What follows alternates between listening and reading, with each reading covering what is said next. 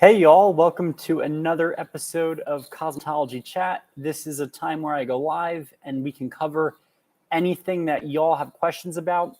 First and foremost, the views and opinions are always my own and just my own. I don't represent any other group, brand, whatever.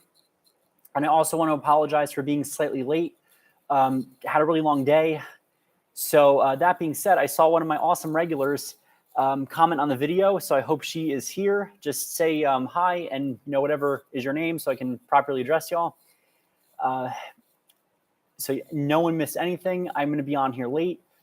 I remember that one of my viewers wanted me to cover scalp and hair theory, so I figured I would just finish that up today.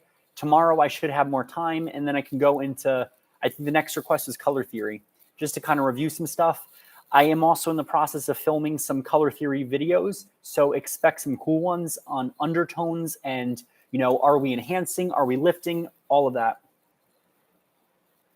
So I also hope that y'all like my perm video. I got some great questions on there. The one very nice lady had a question about the perm, and she asked about, when you're doing a perm, how you don't want to have all lines in it. So for example, not this one, but the other one, when you are perming hair, you can take straight partings or you can take woven partings. And again, it really doesn't matter if you're doing a basic perm. If you just do moderate tension, if you're careful with doing saturation, y'all will be just fine with that. You won't damage the hair. So that was something that, can be an issue with. And she also made a good point with that. With larger rods, it's very hard to get precise partings by doing weaving. So for example, just like you would do a weave for a perm, not weave for perm, a weave for highlights, you could take the hair, and let's say that's your subsection right here. You could take this and you could weave it just like you are with highlighting. And what that does here, see how this creates a slight variation? When you do this and you go to perm that, it will look more natural. It avoids getting the look of splits. Now, if you do a basic perm with large rods and you're using, good placement, you're not putting a lot of tension on it, and you're using an acid wave, you don't have to worry about splits. It's not going to create an ultra firm curl. It's not going to cause any of that. So it all comes down to judgment, and that is a very good point that she mentioned. When I'm able to purchase more mannequins, I'm going to do a basic perm on one, and on the other one, I'm going to do a woven bricklay, and I'll show the difference. That when you're doing a perm, right? When you do a bricklay perm, it's just like building a house, right? You put like one brick and then another brick, and you're always slightly off. So doing that helps to get a natural texture. It helps to make it as natural as possible. Now, if you have a client who is saying that she wants, root lift and she wants, strong curl and this and that, does it really matter if it's natural? Probably not. That's always something you want to ask the client. I've had some clients that they've come in there and they want to look like they're from the 80s. They want to look really retro. Because now that is a trend. People want to look retro. They want to bring back some of these old trends. That's an important thing that I need to know. So, oh my gosh, Jester Confit 95. Great to see you. Where you been, man?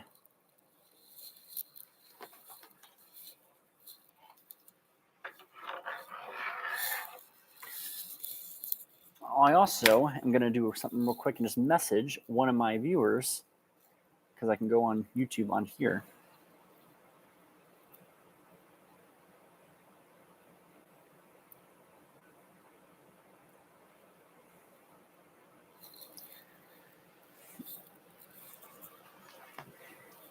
So, because I figured this would be a treat. I know we did not finish the scalp theory. One of my awesome viewers had a question on that, so I'm going to go and take a look at that. Jester Confit says, been around, just not always commenting. Just watch a few of your most recent uploads. Well, thank you, my man. Did you like them? I've been doing more uploads on the chemical service, and I'm going to try to get into hair cutting because that's usually what people struggle with the most. I find out that in the field, you're either a chemical and hair expert or you're more of a styler and hair cutter. Whereas both of us who do cutting and color can kind of just, finish hair. I said, it's one thing to finish hair. It's a whole other thing to style hair. I can say that back in, the 50s and 60s and some of the, coolest eras, 70s and even, it was a heavier focus on, what's what I'm looking for? Truly styling the hair. Why, thank you, my man. Jester Comfort says, for sure, the perm videos are great. I love doing those perm videos. So, getting back to, I believe it's chapter...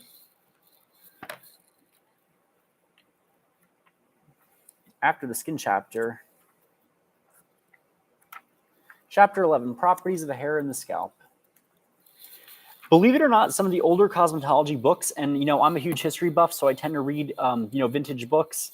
Some of the ones from the 80s and 90s, because they had pictures, they did a good job at covering trichology and all that. I still have my mom's 2 cosmetology books. It's from my lady, so it's pretty cool to see where my lady came. So with that being said, I believe we covered a little about the bonds. We talked about, types of melanin. Know that eumelanin, think of U as blue. That produces your blue, black, and dark brown hair color. Pheomelanin produces, like phea, the Spanish word meaning ugly. Pheomelanin produces an ugly red and orange color. You see pheomelanin when you are bleaching hair because the eumelanin breaks down the quickest, and pheomelanin is more strong. So what happens with pheomelanin is you start to pop those, eumelanin bubbles. That pheomelanin is left behind, and it is phea. It is like, wow, that is a bad shade of orange. That is the kind of yellow or orange that when y'all have bleach on a client's hair and you don't lift properly, you go to scrape that bleach off and you go, that's what that looks like. So you have a lot of internal screaming. But in all seriousness, if any of y'all had a natural redhead is more difficult to color and bleach in the salon. I've had a natural redhead who was more on the strawberry blonde side. She wanted to be platinum blonde. She tried hair. She was natural level 7. And you remember what color level that we're at? So 7, 8, 9, and 10. We used 40 volume, and she did not even lift. We tried to use highlight hair color. Oh, did that turn a horrible shade of orange? We tried bleach, 20 volume, for about an hour. She wouldn't lift anywhere past an orange. With repeated rounds of bleach, her hair felt horrible. So know that there are people whose hair will never really lift. Also know that there's a difference between the term hair color, 2 words. That refers to the hair color that is found in nature. Hair color, 1 word, is a term that is used in the beauty industry that refers to what we put in the hair. So I'm going to go type that.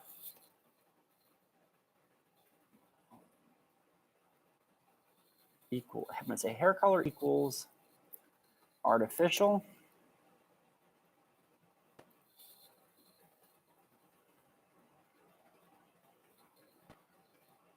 natural. Also know that wave patterns are genetic. We've covered that. And know that when you have extremely curly hair grows into spirals known as coils. Cross sections show that there is a varied shape along the length. So know that with curly hair, every time it twists, it bends. Every time it twists, it bends. And what you're left with is hair that is fragile at each bend. So I can take this permed hair, it's another good example, and every time the hair twists, like right here, this is more fragile in this twisted area.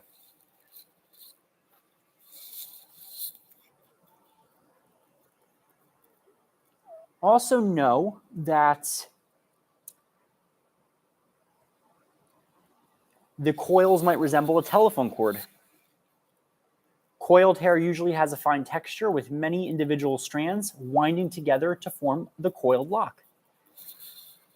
Also know that extremely curly hair often has low elasticity, breaks easily, and has a tendency to knot on the ends. Gentle scalp manipulation, conditioning shampoo, and a detangling rinse help minimize tangles. Well, thank you, Gesture. See this right here? This is the mannequin from the videos, gently teasing out the root to show everyone. Look how much volume is right here. See that big chunk of volume? That is when you all do the piggyback perm using small rods at the scalp and a lot of larger rods at the ends. You get some massive, massive volume. And you can have fun with it. She kind of almost looks like Bellatrix from Harry Potter. So also know that when you cross-section the hair, straight hair has a round cross-section, a perfectly round one. Wavy hair has an oval to flattened oval cross-section. And extremely curly hair has a flattened cross-section. So like, I always think that's cool. So if you look at like a flat cross-section, that shows you kind of what the texture is like. So extremely coiled hair might look frizzy, but it's not frizzy. That's just the texture of it. Mine, which is a bit of a mess, but I put a lot of product in it to, shape it. I use acidifying rinses.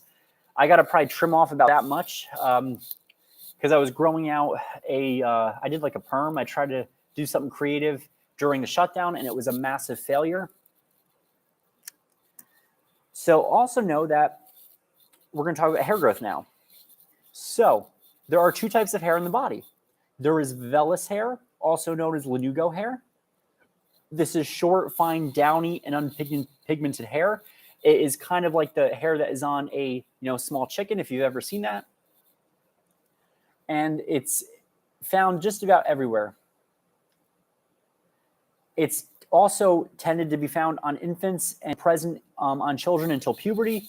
Know that your, lanugo or vellus hair is there for insulation. It's also present during time malnutrition.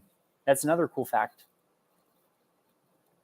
Know that women retained 55% more vellus hair than men, and know that it also helps to with the evaporation of perspiration. So it helps us also cool off as well. So it's got a neat little double factor there of insulation and perspiration help.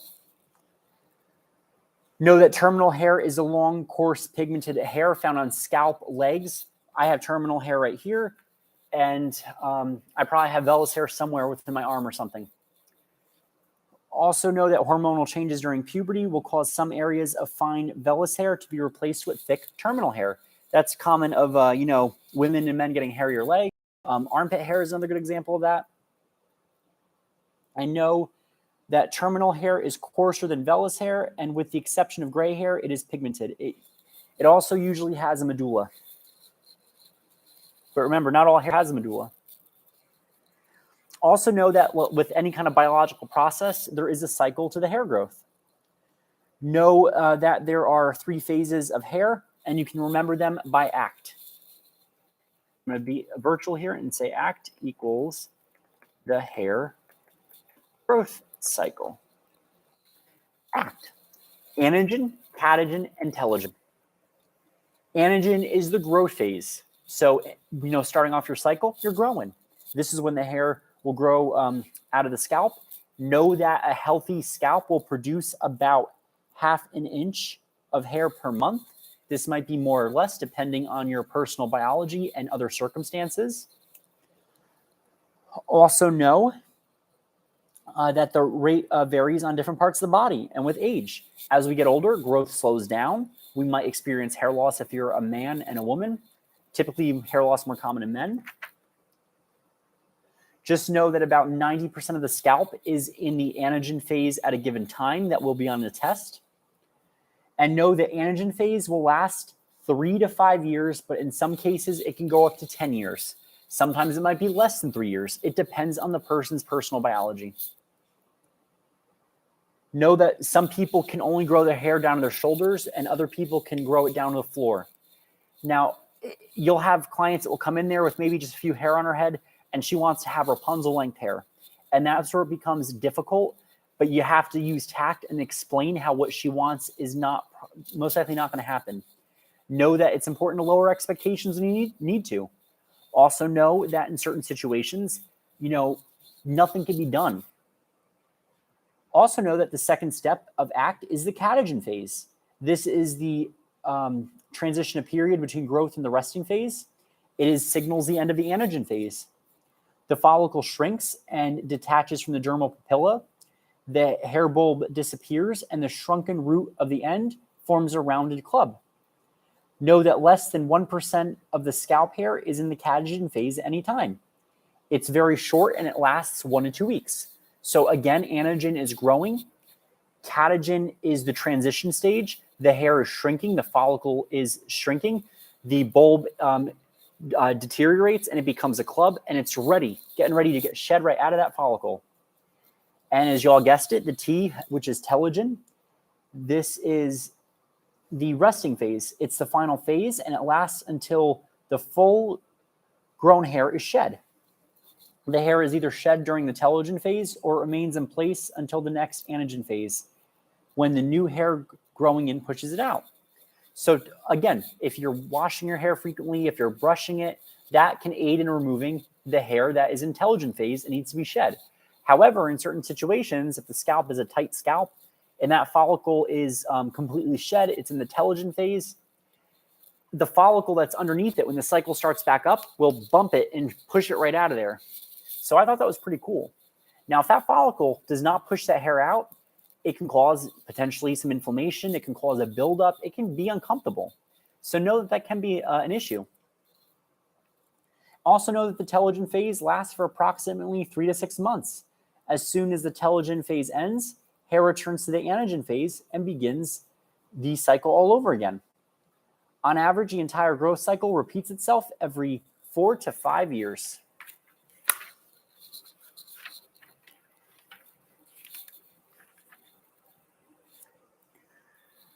So know that there are different types of growth patterns on the hair. You want to consider that for everything. If the client has a cowlick, if the client has a whorl. So typically, very few people have a perfect growth pattern. Some people might have a widow's peak. Some people might have hair that grows in different directions. If you cut against the cowlick, you're going to give your client an alfalfa-like look. And that is no bueno. That is not good, and the client will not like it. Also know that when you're perming. So for example, right? You have the mannequin. On a client, you never want to go against the grain or the natural growth of the hair. If you do that, you will get extreme breakage, and y'all will have one very upset client. So that is not good either. Another thing too, when you're styling, you don't want to go against the cowlick. It'll look ridiculous. The client might look like a, one of those peacocks or a turkey. It'll have like that style that sticks up like that. Also know that there's a lot of myths, and I call these hair-raising facts. So the one myth, shaving, clipping, and cutting the hair makes it grow back faster. That is a total myth. What you're seeing there is when you're using a razor like on a beard or on the head on the hair, is you give the hair a nice clean edge, and that makes it seem like it's thicker because of the blunted edge.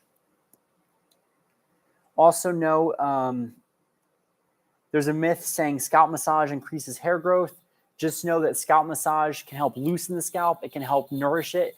Really, anything that is blood fed, circulation can help feed the hair nutrients. But know that only 2 drugs, minoxidil and finasteride, are the 2 drugs that are FDA approved, and they produce the claim that increases hair growth.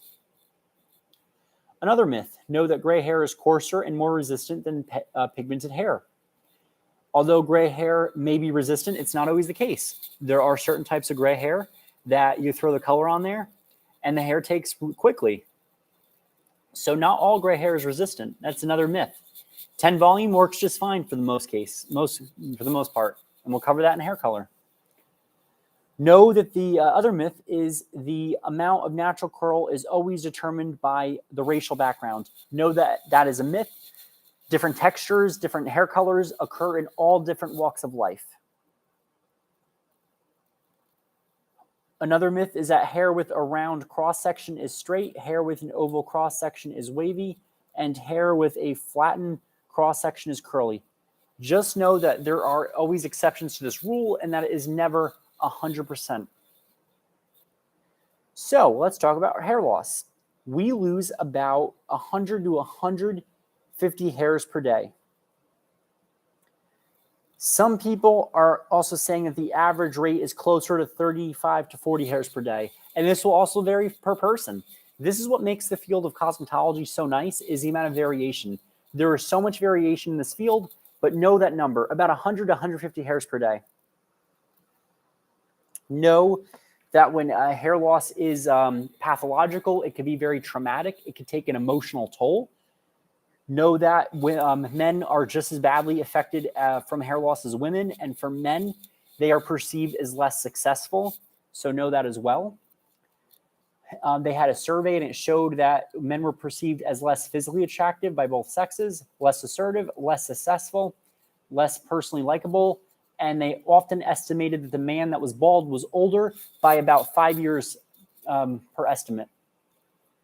Know that a study on bald men showed that they experienced significantly more negative and social emotional effects and were more preoccupied with their baldness. Some make an effort to conceal or compensate for hair loss via medications, wigs, hair pieces, hair restoration surgeries, you name it. Know that in women, it can also be traumatic as well. And over 63 million people in the United States suffer from abnormal hair loss. And know that as a professional hairdresser, that y'all will be the first person that will see what is going on and will, be the person to recommend treatments and shampoos and services. Getting certified in a brand like Mediceuticals is another great step to learning more about hair loss. Know that there are different types of baldness. So any kind of abnormal hair loss is called alopecia. Alopecia refers to the type of hair shedding. There are 3 common types of hair loss. Androgenic alopecia. This is when you have androgens that are present in both men and women, or hormonal hair loss, typically DHT. That is what suffocates the follicle and kills the follicle. Know that alopecia areata refers to the area. So think of like areata as an area of hair loss. That is going to be what that is. About 5 million people in the USA have this alone. Know that there is alopecia totalis, which is when all the hair falls out on the head. And then alopecia universalis, which is hair on the head, hair on the face, hair all over the body. Not a single hair follicle is working. And know that alopecia can be caused by an autoimmune disorder. Typically in alopecia, that immune system is attacking the hair, and they're firing your immune system stuff at it, firing attacks on it, and the hair gets inflamed and it just falls right out. So typically by suppressing the immune system, the hair will grow back. So too much of a good thing, too good of an immune system will cause this. And then there's postpartum alopecia, which is temporary but can be very stressful, and it usually occurs after pregnancy. Know that the book says that there's an organization called the NAAF, which is the National Alopecia Areata Foundation. And there are some types of hair loss treatments. So with that being said, we've covered hair growth, hair loss. This would be a good place to stop. I'm going to try to come on earlier tomorrow. I just have a very busy schedule. And tomorrow we're either going to finish this or talk about hair color, whatever y'all want to cover for this Cosmetology Q&A chat. Great to see you as always, Jester Confit 95. Great to see some of my regulars on.